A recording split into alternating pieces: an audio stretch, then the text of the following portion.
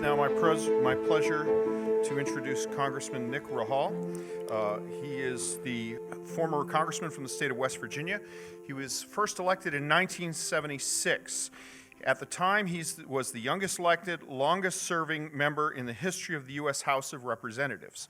As chairman of the Natural Resources Committee, Nick Rahall worked on issues close to the heart of many West Virginians. Always advocating for U.S. interests, he traveled extensively in the Middle East, meeting with kings, queens, princes, and presidents to urge and facilitate peace. In recognition of his efforts, he received the Philip C. Habib Distinguished Public Service Award in 1993 and the Najib Halabi Public Service Award in 2004, which was presented to him by Queen Noor of Jordan. It is a great pleasure that I hand over the stage to Congressman Nick Rahall. Thank you very much, David. Let me thank as well the Board of Directors of the GIF for their invitation to be your keynote speaker today. I thank especially Dan Birkin, your chairman of the board, your executive director, Dr. Daniel Thaffer, and I think she just gave you my speech, but nevertheless, and I want to thank Anis Aliquid as well, your director of programs, and my longtime and dear friend and co-Middle East traveler, the head of the National Interest Foundation. I've not seen him here yet, but Khalid Safari, who I understand arranged for me to be here today. And I see Jim Zogby here to my right, and I'm going to get to him in a minute. Anyway, I must give a disclaimer as well, like David did. My comments this morning are my comments. They do not reflect the GIF. They do not reflect certainly not any position of the U.S. government. They are my comments, my feelings, and my feelings alone. First, I'd like to give a brief synopsis of my 46-year history, of traveling the region, beginning with the land of both of my grandfathers, Lebanon. I'm an American of Lebanese heritage, and I'm very proud of it. As Khalil Gibran, the Lebanese poet, once said, "He who denies his heritage has no heritage." And indeed, if you're wondering about my accent,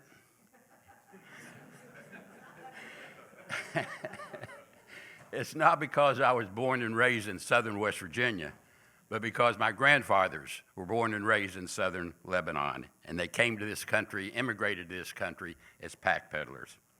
Second, I will discuss the Abraham Accords, economic agreements, certainly not peace agreements, and not signed by all the GCC members yet. And finally, I'll comment on the growing soft power influence of the GCC in the region today, and I mean literally this very day. History repeats itself probably more so in the Middle East than any other region of the country.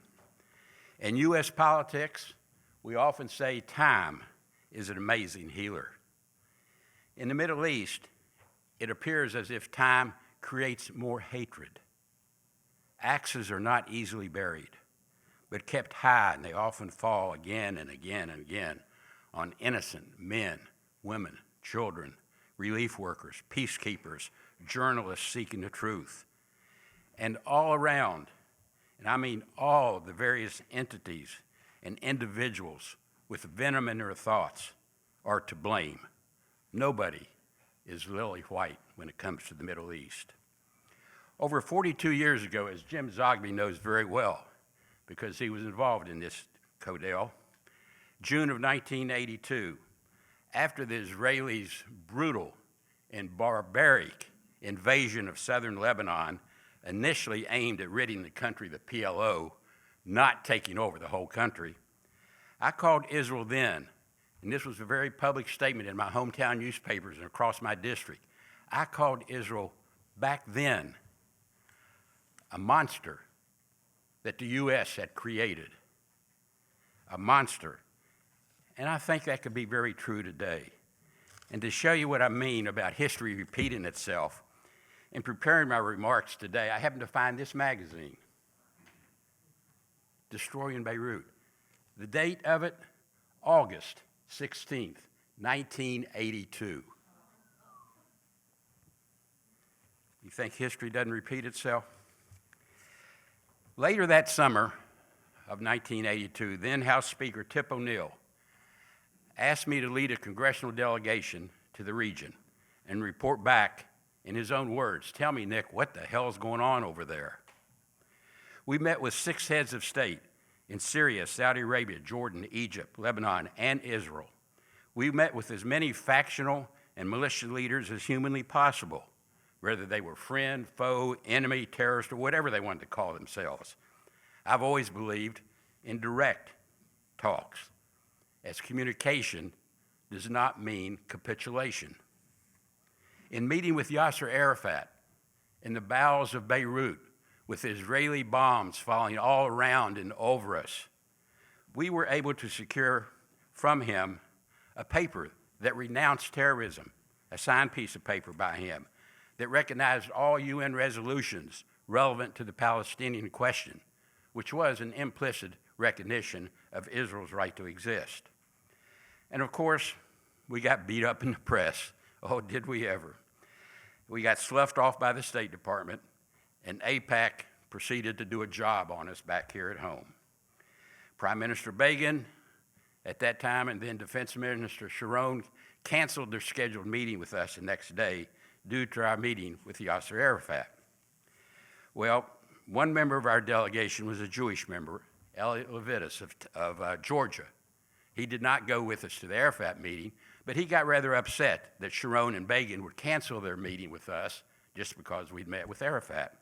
So he sent word that unless they rescheduled and met with us, that they, Israel, would have trouble from this Jewish member of Congress upon his return to the United States. So Begin and Sharon reversed themselves again. They met with us. And to say these were contentious meetings would probably have been the understatement of the century. When I questioned Sharon, for example, about the illegal use of U.S. supplied weapons and cluster bombs for offensive purposes, which I had witnessed the day before on the ground, he literally hit the roof. He grabbed a piece of paper, he jumped out of his chair, and he said, "Listen, here's what we do with agreements with the United States in time of war." And he ripped that piece of paper into more shreds than I thought humanly possible. And I might add, the map on Sharon's wall, just like the map on Begin's wall, just like the map on Netanyahu's wall today, there's no Lebanon. There's no Jordan. It's all Judea and Samaria. Eretz Israel, the greater Israel, from the river to the sea. Ironically, by the way, that a little over 10 years later, on the White House lawn, Arafat and Prime Minister Rabin would sign the Oslo Accords with language that closely followed what Arafat had given us 10 years earlier. And as we were departing the region that summer of 1982, that's when President Ronald Reagan made that courageous call, you remember, to Prime Minister Begin, demanding that he call off Ariel Sharon and the IDF, saying Americans are witnessing a Holocaust on TV every night. And you might recall, by the way, it was around this time, maybe a little later, that Hezbollah was created. Hezbollah was created with Israel either looking the other way or helping to create Hezbollah.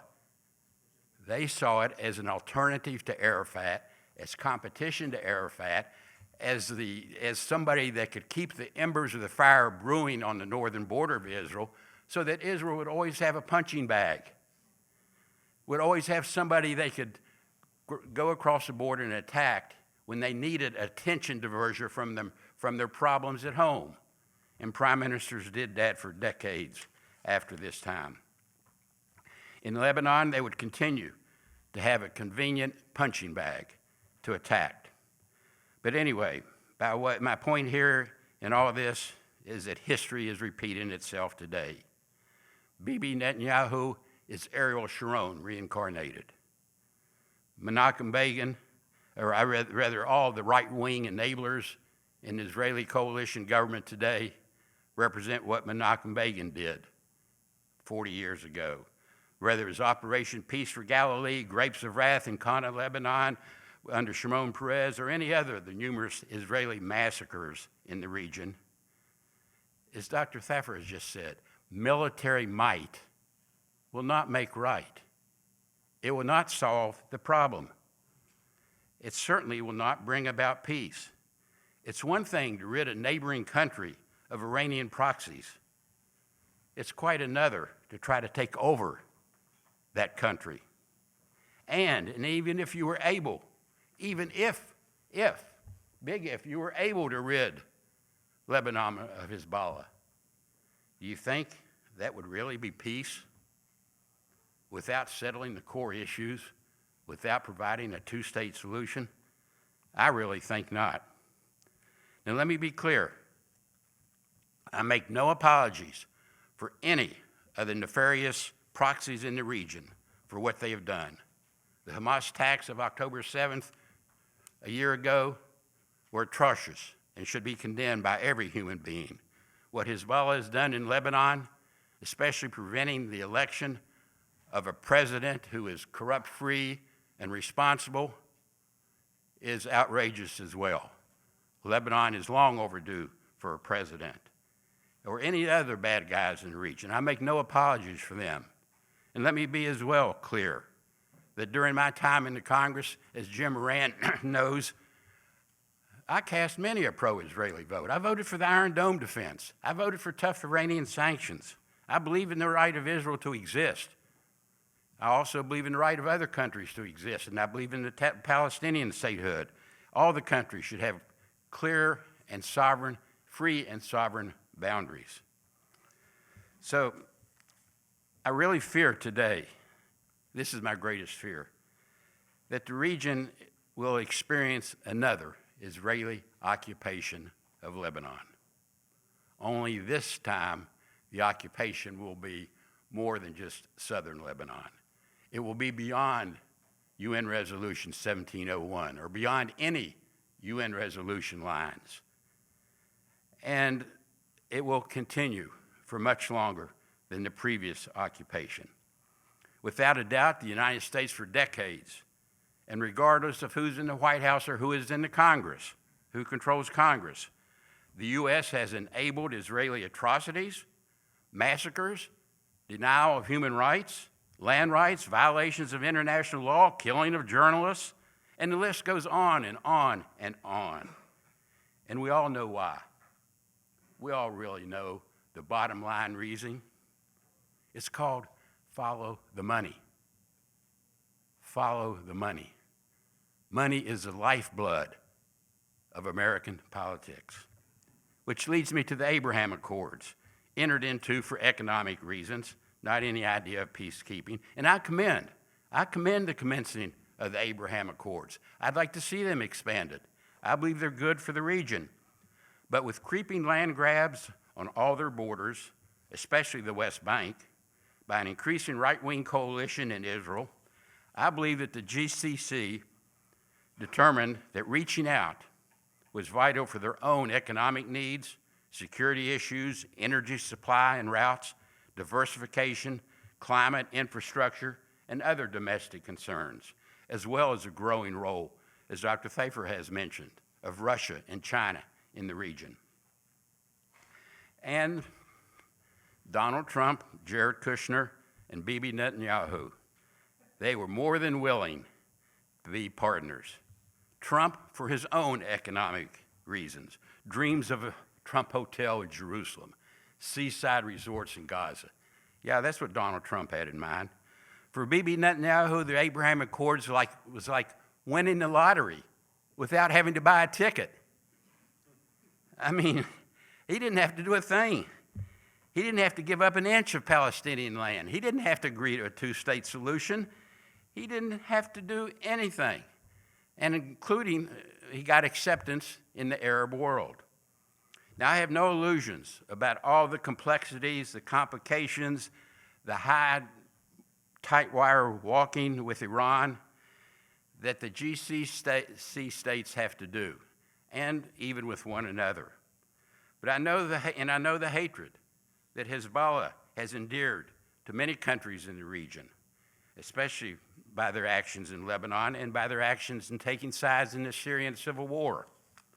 The hatred that will still exist in our own State Department is an issue as well, because I have no doubt there's many in our State Department who lived through the embassy bombings in Beirut in 1983, the Marine barracks bombing in Beirut in 1983.